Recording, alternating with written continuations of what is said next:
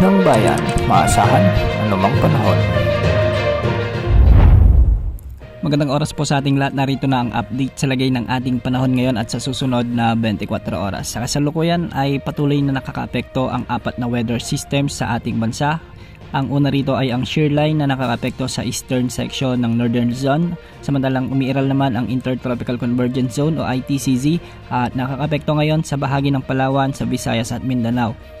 Umiiral din ang amihan o northeast monsoon sa bahagi ng northern Luzon. Dahil nga sa shear line, asahan ang maulap na kalangitan na may mga kalat-kalat na pagulan na may mga kasamang isolated thunderstorms sa may mainland Cagayan kasama na ang Isabela. Kaya pinag-iingat natin ang ating mga kababayan dito sa mga posibilidad ng mga biglang pagbaha at pagguho ng lupa, lalo na kung may mga katamtaman at malalakas na pagulan. Sa Metro Manila, Calabarzon, Bicol Region, Oriental Mindoro, Marinduque, Romblon at Aurora ay makakaranas naman ng maulap na kalangitan na may mga kalat-kalat na pagulan at pagkidlat pagkulog. Ito ay dahil naman sa umiiral na easterlies o ang mainit na hangin mula sa karagatang Pasipiko. Dahil dito, may banta pa rin ng mga flash floods at landslides, lalo na kung may mga katamtaman at malalakas ring pagbuhos ng ulan. Samantala, intertropical convergence zone naman ang magdudulot ng maulap na kalangitan na may mga kalat-kalat na pagulan na may kasamang thunderstorms sa buong Visayas, sa may Zamboanga Peninsula, Caraga Region, Davao Oriental, Misamis Occidental, Misamis Oriental, Lanao del Norte, Lanao del Sur at ang buong Palawan. Ito ay dulot naman ng intertropical convergence zone, kaya may banta pa rin ng mga biglang pagbaha at pagguho ng lupa, lalo na kung may mga katamtaman at malalakas na pagulan. Samantala, amihan naman ang siyang nakakaapekto at nagdudulot ng maulap na kalangitan na may makasamang pagulan sa may Cordillera Administrative Region at ang nalalabing bahagi ng Cagayan Valley.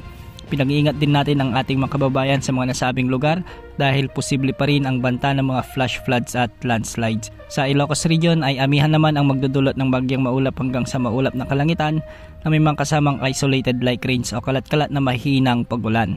Sa nalalabing bahagi ng Luzon ay magiging bagyang maulap hanggang sa maulap naman ang papawirin na may mga kasamang kalat-kalat na pagulan o pagkidlat pagkulog, dulot naman ng easterlies. Posible din ang banta ng flash floods at landslides.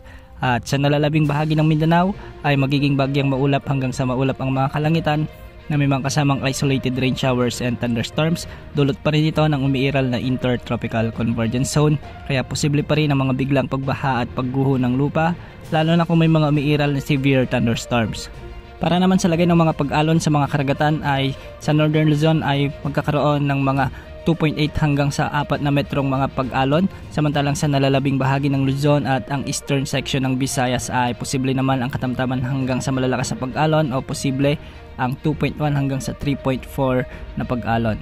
Sa nalalabing bahagi ng bansa ay slight to moderate naman o katumbas ng 0.6 to 2.5 meters ang mga inaasahang pag-alon. Wala namang nakataas na gale warning sa anumang bahagi ng ating bansa, ngunit pinag-iingat pa rin natin ang ating mga kababayan, lalo na yung mga taga Northern Luzon at nalalabing bahagi ng Visayas at Luzon dahil posible na maging maalon ang mga karagatan dulot ng mga pinagsamang epekto ng tatlong weather systems gaya ng amihan, northeast monsoon o di kaya naman ay yung shear line at easterlies.